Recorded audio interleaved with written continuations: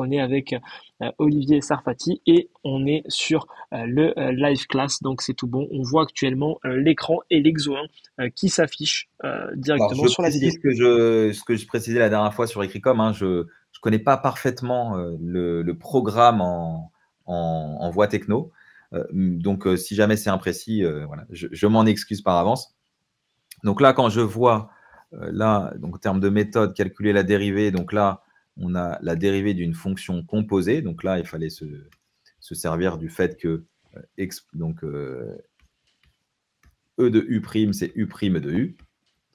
Voilà, et on y arrivait aussi en connaissant, je vais peut-être prendre en écrivant un peu plus petit, en connaissant aussi la dérivée de racine de t, quoi. 1 sur 2 racines de t. Et en combinant ça, on y arrivait. Ensuite, en déduire la valeur de l'intégrale de g. Alors, g ici, ok, donc sans doute, ce qu'on obtient va être la... Donc là, on va se servir du résultat précédent, en fait. Hein. C'est-à-dire que ce qu'on va obtenir va sans doute être un truc qui ressemble à g. Et du coup, là, sans doute que cette intégrale-là, c'est cette primitive. Ça va être la primitive, en fait. Exact, ouais. Donc, voilà. Et donc, ça va être pris en y, y moins 0. Donc, voilà, là, il fallait faire le lien là-dessus. Donc, sans doute que bref, la dérivée h', sans doute la dérivée h' est à peu près égale à g, à vérifier. Il doit y avoir sans doute quelque chose comme ça. Ensuite, montrer que la fonction peut être considérée comme une densité. Donc là, c'est ce qu'on disait tout à l'heure où il faut montrer les 3 points. Donc là, attention de bien les montrer. Positivité, continuité, sauf en quelques points éventuels. Et puis l'intégrale de moins l'infini à plus l'infini qui vaut 1. Dans la suite, on note la fonction de répartition.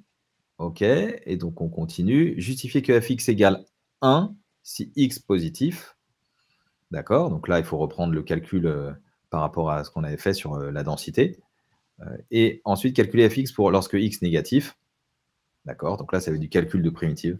Le calcul, là, c'est calcul de primitive, où on se servait sans doute des premières questions. On admet que moins x est une variable aléatoire réelle et on note g sa fonction de répartition. G de x, alors là, ici, sur ces sujets-là, je me mets en dessous, sur ces sujets-là, donc ici, souvent, moi, je conseille de passer à la fonction de répartition, c'est-à-dire de dire g de x. G de x, c'est p de moins x plus petit que x, et du coup, c'est égal à p de x supérieur à moins x, et donc c'est 1 moins p de x strictement plus petit que moins x, et du coup, sans doute, on obtenait du 1 moins f, comme il appelle, fx de moins x. Je pense qu'on obtenait quelque chose qui ressemblait à ça. Voilà.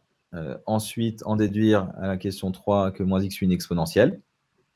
Donc là, il faut vérifier que g de x, à l'aide de la question 3, ok, donc en calculant fx, là, on poursuit, et comme on veut une exponentielle, ça veut dire qu'on va obtenir sans doute, donc g de x, là, ici, on va sans doute obtenir, après calcul, une loi exponentielle, donc ça va être du coup du 1 moins exponentielle moins lambda x, avec un lambda à trouver. Là, ici, ils nous disent dont on déterminera le paramètre. Donc là, le lambda, je ne sais pas lequel c'était, mais ici, il faut qu'on trouve ça si x est positif et 0 sinon. Voilà, normalement, on doit obtenir ça. Il fallait donc distinguer 2 cas ici. Donc là, les subtilités sur les fonctions de répartition, c'est que quand on est sur l'exponentielle, il y a 2 cas à distinguer, cas positif, cas négatif. Très clair. Ensuite, en déduire les valeurs de E de x, V de x, ça c'est le cours. Donc ça c'est le cours sur les espérances d'une exponentielle. Donc 1 sur lambda 2, là, pour espérance variance. Et après, soit y, la variable aléatoire définie par y égale x2, on note machin, déterminer l'espérance de y. Là, pareil. Alors là, non, là, il y a peut-être des petites feintes. Là, ici, 5a. Je le fais en live avec vous, là. Espérance de y, c'est en fait égal à l'espérance de x2. Mais x2, on a trouvé un truc. C'est une espérance de x2. C'est moins Ah ouais. x qui suit une loi exponentielle. Donc, Et ouais, mais regarde, peut-être qu'on a un truc malin là. Attends, je réfléchis avec toi là, hein. Parce que v de moins x, ça fait 1 sur. C'est une exponentielle, 1 sur lambda 2. D'accord? Mais v de moins x, c'est égal à quoi? C'est égal à e de moins x au carré moins e de x, e de moins x, pardon, le tout au carré. Tu me suis? ouais, ok. Et donc, du coup, ça veut dire que v de moins x qui vaut 1 sur lambda 2, ça fait espérance de moins x au carré, ça fait x2 en fait. Moins le truc qu'on connaît. Et tu vois, donc du coup, ton e de x2, c'est e de y. Tu vois, donc tu pouvais, sans faire de calcul, avec cette petite feinte là, tu pouvais trouver finalement e de x2 sans faire le calcul. Juste en faisant, en reprenant ce que tu as obtenu sur la loi exponentielle. Ok, ouais, je vois. Bah après, juste être habile au niveau de la rédaction, notamment ici pour l'espérance, peut-être c'était Königsegg, c'est ça, je crois. Ouais, c'est Koenig-Huygens, ouais. Là, c'est Ouais, la voilà, formule de donc après, voilà, Koenig-Huygens. c'est bien repréciser les éléments et pour voilà, être clair là-dessus. C'est vrai, pas forcément évident pour un sujet de T. Ouais, Euh, la question, effectivement, subtilité calculatoire. Là, vous avez vu, j'ai quand même, au début, j'ai failli refaire, parce que là, j'allais vous dire, on fait le E de x2 comme on le fait classiquement, avec peut-être des intégrales. Et du coup, non, là, ici, on pouvait aller plus vite. Avec juste en utilisant Koenig-Huygens. Vous voyez, on utilise Koenig-Huygens ici, mais appliqué non pas à x, mais à moins x. Et du coup, moins x au carré, ça fait x carré. Et là, pareil, espérance de moins x, tu le sortais, hein, vu que c'est linéaire. Ça fait moins 1 au carré fois espérance de x carré. Donc, on obtenait sans doute, alors là, vraiment, il faudrait vérifier parce que là, on le fait vite et tard. Mais, sans doute, on obtenait un truc comme ça. Et donc, E de Y, j'ai l'impression que c'est égal à 1 sur lambda 2 plus 1 sur lambda 2. Donc, j'ai l'impression que moi, j'ai 2 sur lambda 2. Je ne sais pas si parmi les étudiants qui sont encore là, ils ont trouvé ça. Mais là, vraiment, en le faisant vite fait, sans avoir vraiment posé les choses tranquillement, j'obtenais ça. Bon, à checker. Après, un Exo 2 pour le balayer assez rapidement, parce que c'est vraiment du classique, hein, ça tombe quasiment chaque année. De base, plus un exercice pour les maths BSB, donc l'autre épreuve pour les étudiants au niveau de la BCE pour les maths ECT, mais ici, classique, c'est généralement fait en deux parties. Bon, ici, ça se suit, mais une première partie assez calculatoire sur des matrices. Ici, il n'y a pas de grande difficulté à première vue. Une récurrence en 3C qui est hyper classique, qui doit être maîtrisé, qui fait partie des Ouais. BABA sur le programme des étudiants en ECT. Une question D, ici, bah forcément, où on sert de la question d'avant qui est calculatoire, donc qui peut être déroutante, mais encore une fois, ici, c'est du calcul.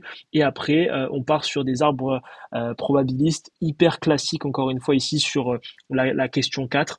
Elle n'est pas tout le temps Alors, traitée par les étudiants en ECT, mais je me permets juste de rajouter bien sûr, une petite vas-y, feinte vas-y. pour tout le monde, hein. Appli Appro ECT. Là, quand on nous demande la première colonne d'une matrice, petite astuce calculatoire, la première colonne d'une matrice, on fait A fois 1 et que des zéros. Ça donne la première colonne de la matrice. Première colonne de A. Si on te dit, donne-moi la deuxième colonne, en fait, il faut faire 0, 1 et que des zéros. Ça donne la deuxième colonne de A. Et donc, quand on te demande, et ici c'était le cas pour les voies techno, quand on te demande combien ils disent ici la troisième colonne, la dernière, mais là on est La sur des dernière. matrices 3-3. Donc il fallait faire en fait ici AN fois 0, 0, 1. Quand on fait ce calcul, c'est beaucoup plus simple que les étudiants qui vont faire tout AN. Tu vois, donc comme tu le disais, Dorian, c'est Et qui vont calculatoire, ça prendre que la dernière, ouais, ça va être atroce. alors que là, tu fais AN fois, et du coup, comment tu fais? Tu fais PDN, P-1 fois 0, 0, 1, et donc tu commences par ça. Tu vois, tu commences par ce produit-là qui va te donner une pauvre colonne. Facile à faire. Et après, du coup, DN fois la colonne et après P fois la colonne. Et donc, en termes de calcul, tu vas gagner beaucoup de temps par rapport à ceux qui vont tout multiplier. Ils vont faire P, DN, P-1, ils vont se fatiguer et après, ils vont regarder la dernière colonne. Donc, ça, voilà, une petite astuce calculatoire que je donne à mes élèves. Donc, celle-là, essayez de la retenir, que vous soyez en appli, en appro ou en voie techno. Et donc, après, oui, tu disais la partie 4, arbre.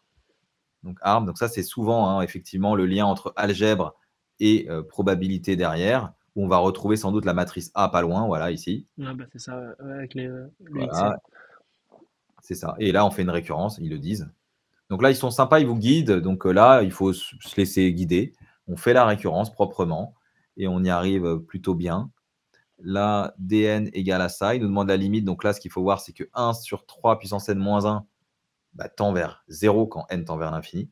Donc dn va tendre vers 1,5. Vers 1,5, ouais, c'est ça. Voilà. Donc là, pour le coup, Exo question, encore une fois, on s'efforce à le dire pour que ce soit pour les maths appro, les maths appli, ça vaut également pour les maths T.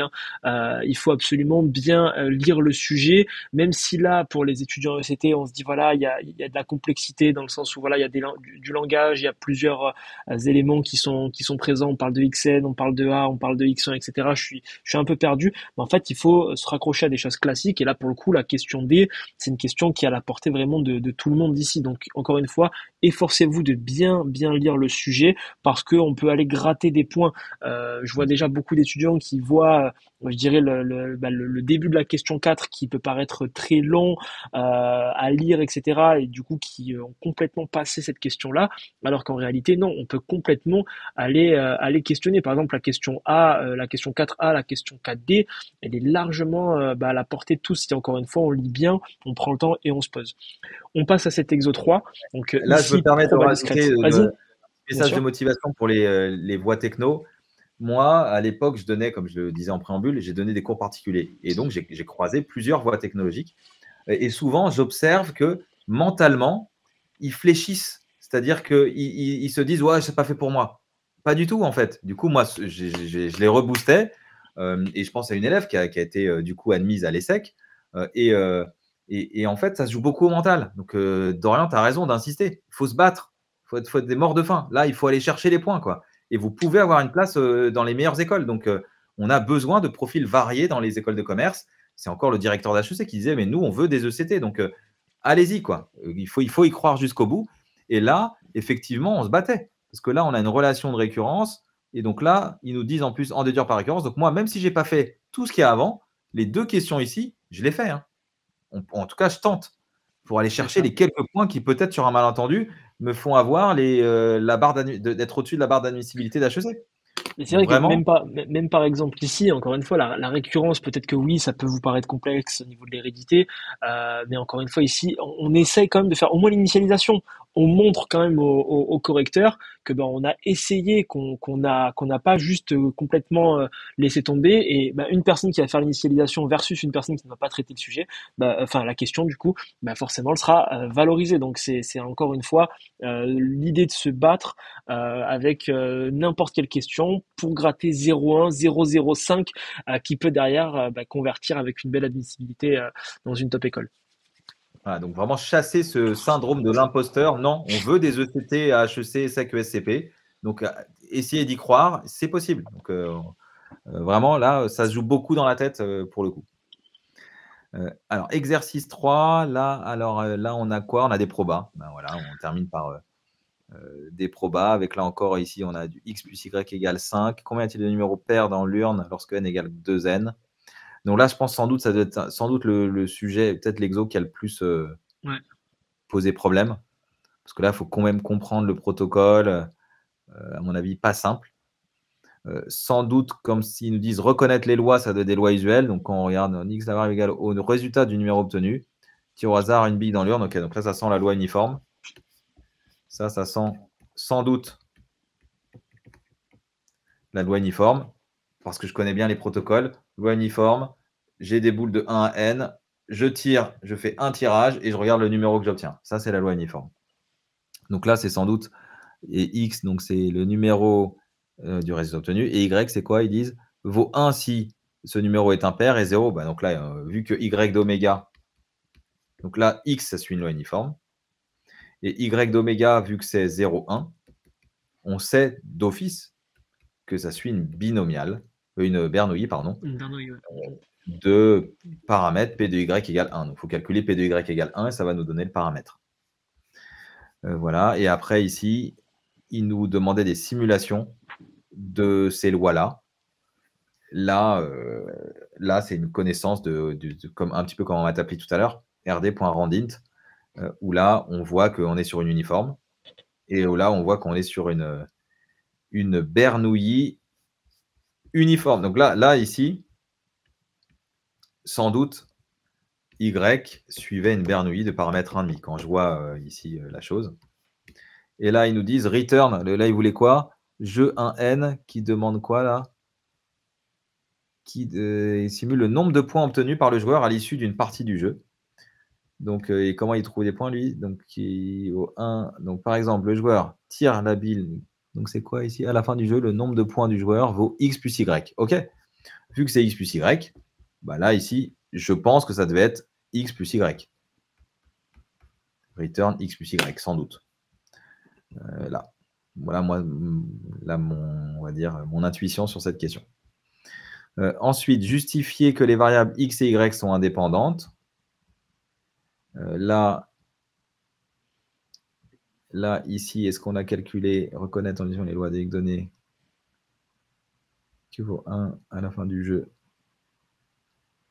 Donc là, il n'y a pas 10 façons de montrer que deux variables sont indépendantes. Soit on montre que, soit on fait le calcul des, mais ça m'étonnerait que ce soit ça ici, puisqu'ils nous le disent après. Donc je pense qu'il faut, là sans doute, on fait un petit blabla. Et si on ne fait pas de blabla, justifie que les variables X et Y sont indépendantes. Bon, ça, je pense que c'est un blabla. Ou alors, on montre que P de X égale K inter Y égale J, c'est égal à P de X égale K fois P de Y égale J. Voilà ici l'objectif. Et c'était peut-être ça ici. Comme il n'y a pas beaucoup de valeurs, comme Y prend deux valeurs, peut-être qu'il fallait le faire comme ça. Si on veut le faire de manière rigoureuse, c'est toujours une meilleure façon que de faire un blabla. Donc là, montrer que pour toute valeur, parce que là, je n'ai pas mis, mais c'est pour toute valeur K et toute valeur J, que P de X égale K inter Y égale J, c'est égal à P de X égale K fois P de Y égale J. Et après, justifier les égalités suivantes.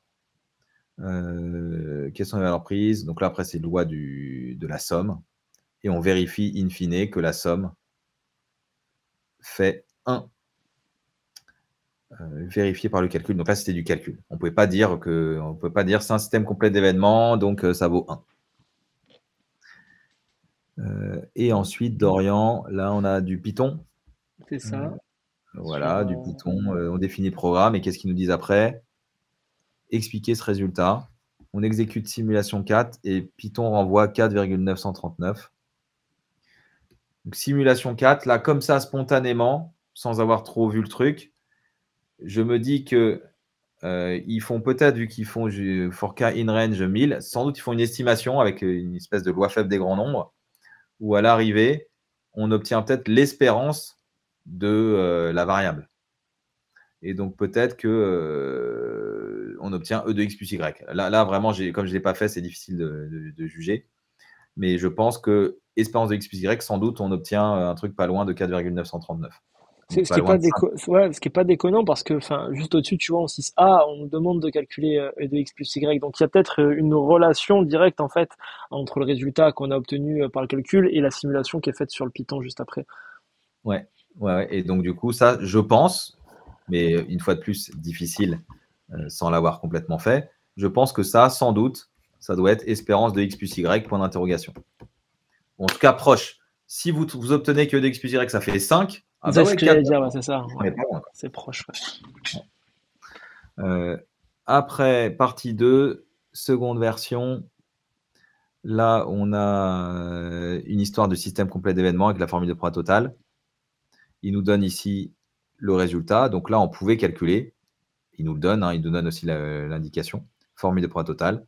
Donc, on réutilise la question présente et normalement, on finit par trouver. Les variables, voilà, vous voyez ici, donner la valeur de, voilà, typiquement, P de x égale 1, inter y égale 1. À mon avis, Je ne sais pas ce que tu en penses, Dorian, je suis sûr que tu es de mon avis. Ça va être différent de PD, puisqu'ils nous disent sont-elles indépendantes? C'est un peu comme est-elle diagonalisable? C'est un peu le même genre que ce qu'on a vu tout à l'heure, où on a sans doute, ça va être différent. À mon avis, là, je pense que c'est différent. Et du coup, c'est pas indépendant. Point d'interrogation toujours parce que je ne l'ai pas fait. Peut-être que c'est complètement faux ce que j'écris. Mais là, comme ça, je pense que s'il nous donne un exemple comme ça, c'est qu'il veut trouver un contre-exemple. Un exemple où justement, ce n'est pas égal. Et donc, c'est non indépendant. Ça aussi, c'est fait partie des questions que vous avez assez souvent. Comment montrer que deux variables ne sont pas indépendantes? Eh bien, on trouve un contre-exemple.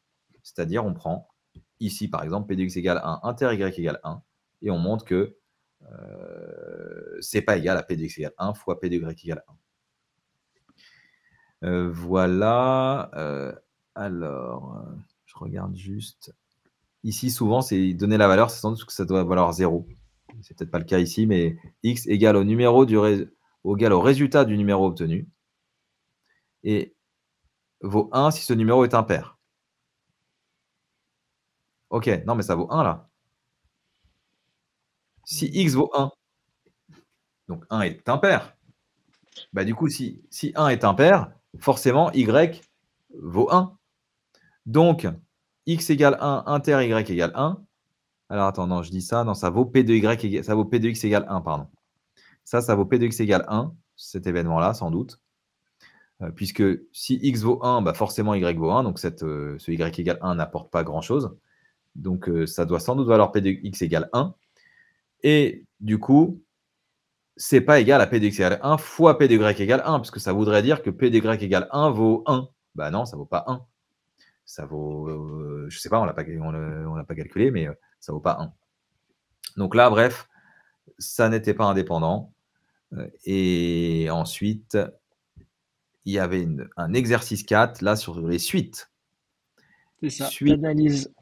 ouais, suite. Alors là, il avait l'air un peu plus exotique, on va dire, avec une relation de récurrence qui ressemblait à une suite récurrente d'ordre 2, mais ce n'était pas une suite récurrente d'ordre 2 parce qu'il y avait du n, et en plus, il y a du ln de 1 plus 1 sur n, donc c'est pas ça. Donc là, sans doute, ça va être l'exo peut-être le plus relevé, à mon avis. Il ressemble à rien, là. Tu vois, Ouais, rien de très classique. Donc là, il fallait sans doute le faire en dernier, en termes de stratégie. Et après, monotonie de Sn, mais là aussi, on se bat. Monotonie de Sn, je fais Sn plus 1 moins Sn. Et ça, là, on avait une question facile, hein, ici. Ici, ça va. Pourquoi? Puisque je fais Sn plus 1 moins Sn, et en fait, c'est des sommes télescopiques. Et il va rester, si je calcule bien, il va rester 1 sur n plus 1. Et donc 1 sur n plus 1, c'est a priori positif. Donc on a bien Sn qui est croissante. Elle est croissante et peut-être qu'elle est majorée par quelque chose. Et donc elle sera sans doute convergente. Voilà. Et après, et en déduire à l'aide du théorème de la limite monotone. Ah non, pardon, elle tend vers plus l'infini. Donc elle est croissante, mais elle n'est pas majorée. Donc on va montrer qu'elle diverge en fait. bah, c'est l'objet un petit peu finalement de la question qu'on a juste après, tu vois, avec en déduire la série de termes général 1 sur NVN. NVN. Ouais, donc là, peut-être qu'il y avait une histoire de comparaison.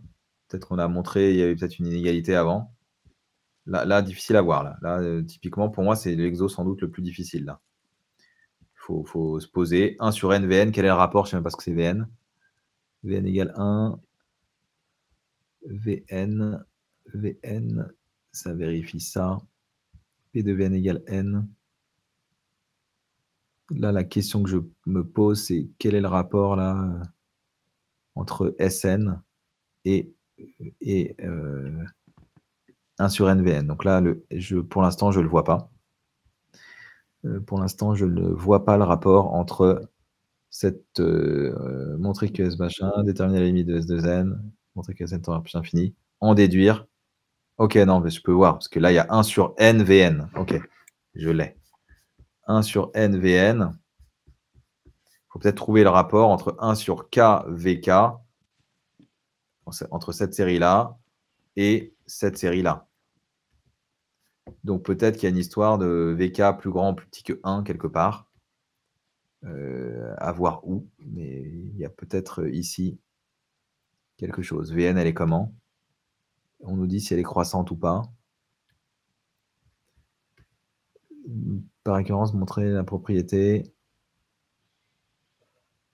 Là, il faudrait vraiment se plonger dans les calculs. Là, Ouais, c'est vrai que difficile là. ça saute pas aux yeux en tout cas, ouais. Ouais, mais là, moi, j'aurais pas fait ce sujet tout de suite, hein. Franchement, là, mais quand je regarde, il y a quand même peut-être après des choses là. Puisque là, on a quand même étudié les variations. Donc là aussi, je me bats. C'est pas parce que la première partie de l'exo est difficile que là, je me bats pas. Là, on a étudié les variations de ln de t sur t, fonction de la forme u sur v. Ça, on sait faire. Donc là, moi, je me serais battu. Ensuite, c'est ici une intégration. Donc là, ici, il fallait utiliser la croissance de l'intégration. Ça, c'est du classique, hein. Franchement, que ce soit en appli, ça tombe souvent, en appro, ça tombe parfois. Ça, Oui. franchement, c'est des questions hyper classiques, justement, sur la croissance, ouais, carrément. Ouais. Et jusqu'au bout, là, après, je regarde, calcule la dérivée. Là aussi, je me bats. Easy. La dérivée de ln de t carré. Alors là, il faut connaître un point de cours. U à la puissance alpha prime, ça fait alpha u prime u alpha moins 1. Donc, ou alors, vous le faites ln de t fois ln de t, parce que là, c'est au carré. On peut faire u fois v. Hein. Mais en tout cas, ça, on peut faire. Et du coup, ça nous permet de trouver. Donc là, là je me bats jusqu'au bout. Ça, c'est à faire, ça. Hein. Là, c'est donc à la toute fin, 6A, 6B, franchement, c'était faisable. Et après bah, il fallait servir sans doute des résultats précédents. Là, ils sont sympas. Pourquoi je regarde? Déterminer la valeur de cette intégrale. Là, il y a peut-être à faire aussi. C'est peut-être du calcul qui est à notre portée. Parce que là, on a du U'. U. Là, regardez ce qu'on a. Là, on a une forme U' fois U à la puissance moins 2. Puisque là, 1 sur T, c'est égal en fait, ce truc-là, c'est égal à 1 sur T fois ln de T à la puissance moins 2. Et donc, la dérivée, donc si ça j'appelle U, bah ça c'est U', puisque la dérivée de ln de T, c'est 1 sur T. Donc là, on a du U', U moins 2. Et U', U moins 2, je connais la primitive. La primitive, c'est U moins 2 plus 1 sur moins 2 plus 1. Donc, un peu vache, mais c'était une primitive usuelle ici. Un peu déguisée. Ils étaient sympas en vous disant ah, regardez, je vous aide, c'est 1 sur t fois 1 sur ln de t carré. Donc, ils montrent qu'il y a peut-être un truc à reconnaître, parce qu'on voit 1 sur t et on voit ln, on se dit tiens, ça, ln de t prime, quand je dérive ln de t, la fonction ln, on obtient bien la fonction qui a t associée 1 sur t. Voilà, et après déterminer la nature. Voilà, il faut regarder sur ce qui s'est passé avant. Mais vous avez vu que donc à travers donc si je fais la synthèse, hein, le dernier exo, il faut le faire à la fin, mais même sur cet exo-là, il y avait des questions sur lesquelles on pouvait aller gratter des points. L'exo 3, non, ça c'est celui qu'on vient de faire. Donc l'exo 3 sur les probas, il y avait des choses à faire parce qu'on reconnaissait des lois usuelles, donc Bernoulli et uniforme. Exo 2, sans doute. Le plus facile de tous, je pense. Hein. Ouais, Exo 2, sans doute le plus simple, effectivement. Le plus. Je crois que c'était écrit comme la semaine dernière ensemble, Dorian, écrit comme de Voix Techno, tu avais aussi ça aussi. Tu avais ce genre de Ah truc. oui, oui, non, mais c'est ça. C'est pour le coup vraiment ça, c'est le classique. Ça tombe à chaque fois et il faut absolument le maîtriser. Hein. Chaque année, ça tombe au moins une fois à l'une des trois épreuves et il y a de grandes probabilités pour pour pas faire de mauvais jeu de mots que ça tombe également à BSB. C'est pour le coup un des fondamentaux du programme et qu'il faut absolument maîtriser en voie techno. Ouais. Et puis l'exo 1, donc là, on était sur des densités. Pour ceux qui aiment les intégrations, pourquoi pas, avec le lien avec des petites feintes, hein, vous avez vu sur l'utilisation de Koenig-Huygens pour retrouver plus rapidement les choses. Donc, exercice intéressant, l'exercice 1 avec des techniques de calcul qui permettent de gagner du temps. Mais Pour le coup, j'aurais fait 2, 1, ouais. 3 et 4. Voilà, Ouais, moi, j'aurais fait pareil, ouais.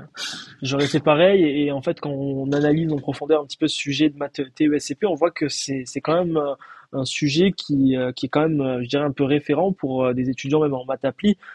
Pour le bosser, ça c'est Ouais. quand même hyper intéressant et on voit bah, que moi en tout cas je me rappelle en étant ex-CE donc maths appli que je me servais parfois de ma TESCP pour bah, justement pouvoir Dans les bases, les bosser. fondamentaux, bien C'est sûr. ça, exactement, c'est hyper intéressant. Et on a une question de Clem M pour finir sur le pourcentage du sujet juste pour avoir 20. Généralement, en maths ESCP, c'est à peu près 75% du sujet juste pour avoir 20. Là, honnêtement, je pense que c'est quelque chose d'assez similaire.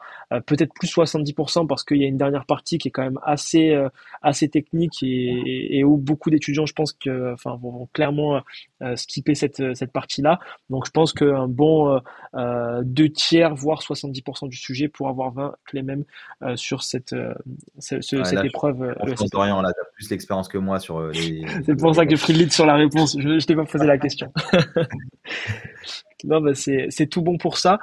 Olivier, un dernier mot pour conclure ce beau live. C'est 22 heures passées, plus de 3 heures de live et encore merci à tous les étudiants qui sont restés jusqu'au bout. Beaucoup de questions et pour le coup là, on a eu des résultats qui étaient assez intéressants. On avait en moyenne 30 personnes sur le live là sur la fin et on avait 1500 personnes qui sont passées en tout sur ce live. Donc c'est quand même assez conséquent. Olivier, un dernier mot pour les étudiants qui sont encore avec nous. Ouais, alors pour demain notamment, hein, les épreuves de maths demain. Donc demain, tu me confirmes, il y a bien HEC, c'est maths 1, me semble-t-il, et la maths 2, c'est le jour d'après. C'est Dis-moi si ça. je me trompe, hein, Non, Dorian. c'est ça, c'est ça. Donc sur la maths HEC, alors déjà, on est le troisième jour. Donc normalement, le troisième jour, c'est un jour où on dort plutôt bien. C'est le deuxième jour le plus dur. Donc là, aujourd'hui, devait être un jour difficile parce que souvent, ce qui se passe, c'est que le dimanche, on dort pas bien. Sauf qu'on est quand même dans l'énergie le lundi et donc on a encore la patate. Mais c'est le mardi où on a le contre-coup de la mauvaise nuit de la veille. Euh, c'est le mardi où on est le plus fatigué. Donc aujourd'hui, vous avez passé sans doute le jour le plus difficile au niveau physique. Là, normalement, ce soir, vous allez bien dormir. En plus, on vous a bien fatigué là avec les mathématiques, l'éco et la géopo. Donc demain, normalement, vous allez bien dormir.